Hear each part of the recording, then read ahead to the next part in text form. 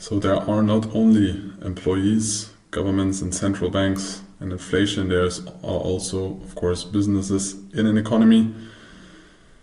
And they have a sentiment because they feel good about the economy in the future or they feel bad about it. So, what is the business sentiment? It measures the confidence and expectations. That is very important because it is about the future, very often businesses, of companies regarding their financial performance and the economy they are part of. They influence the investment process in general, they influence the employment rate because either they hire more people or they fire people, and they make production decisions based on that, or based on their sentiment, based on their calculations, based on their analysis. So they are directly impacting the economic growth and the market dynamics, and they impact the data central banks decide on their central bank policy. So they decide about the liquidity, and all those things are interconnected and they are all part of the economy. So it is important to know what their opinion is about the economy.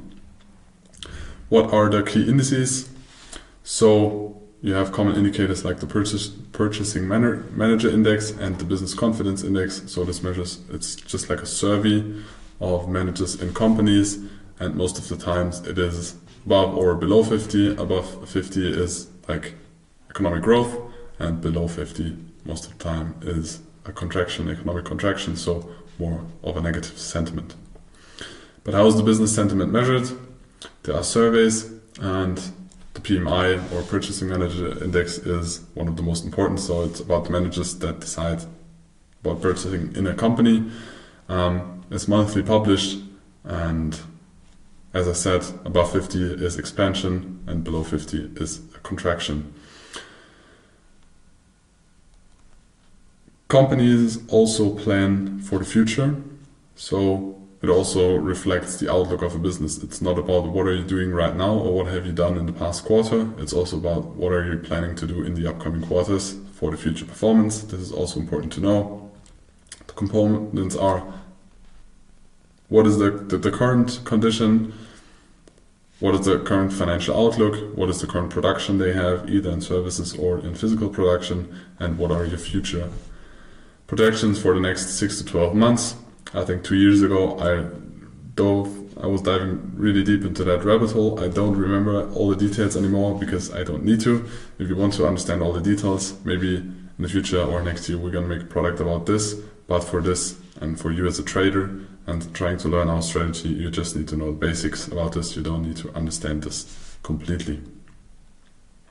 So complex calculations, you need to know above 50 expansion, below 50 decline. You need to know what the Purchasing Manager Index is, that it is based on a survey done with managers in companies. What is the impact on markets? So you have a positive sentiment that leads, of course, to more investments. People or companies hire people, they invest in the economy, they invest in infrastructure, they try to expand or innovate, so they boost markets. Negative sentiments can slow down companies and cut spending of companies. So an employment rate that is falling, or unemployment rate that is rising, and generally more slow growth of an economy in general. It also has an impact on interest rates and inflation, because when there's a very, very strong sentiment, the central bank most likely is trying to reduce and reduce the power or the positive sentiment. So this can lead to inflationary pressures, because if all the businesses very fast get into like a euphoria and try to invest and produce, and everybody wants the same resources, they want employers, they want to buy assets, they need to buy precious metals, they need to buy assets, then the prices of those assets going to rise, and most of the time the inflation is going to rise as well, because you have a lot of interest for rare products. So central banks then tend to raise interest rates to slow down this positive or this euphoria. So you have strong sentiment most of the time is following economic expansion, and then there's possible inflation.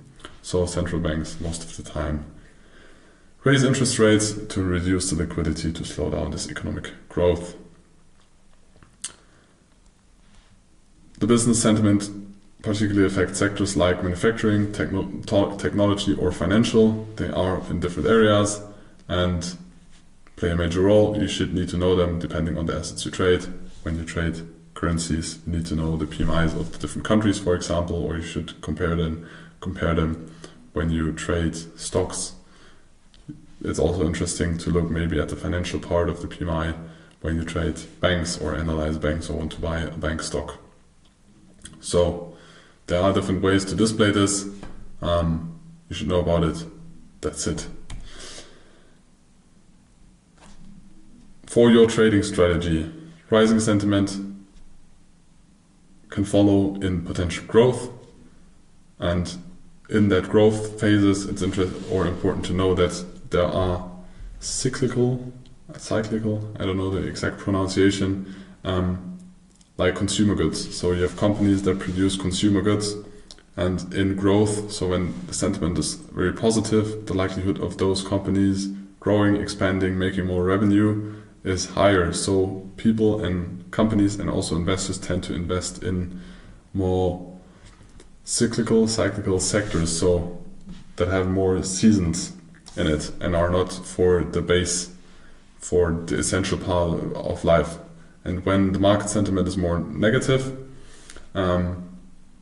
first it can be an early indicator, because part of the survey or the PMI in general is what the managers think about the future or the businesses in the future. So it's not a lagging indicator, it's not only about the past, it's also about the futures. So you can try to spot a boom early with numbers of the PMI. An historical example is that the PMI dropped during 2008, so companies got very pessimistic, and then afterwards there was the financial crisis.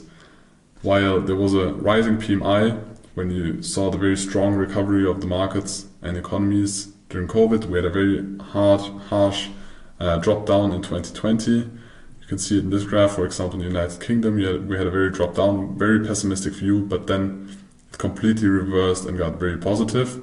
So you saw a very booming, as we all know nowadays. This was a kind of early indicator of rising markets and very strong or fast recovering markets and economies. What are the most important index? It's the ESM Purchasing Manager Index. So it shows the overall business sentiment based on surveys made to purchasing managers. Again, below 50, pessimistic forecast, above 50, positive forecast. There are different ones. There is the PMI for manufacturing, so companies that produce. There's a service PMI, so companies that are in the service business. And there's the hospital PMI, but I never really worked with that one, but it is there. That is about the health of an economy, or not about an economy, about the health of people in an economy. So let us continue with consumer sentiment.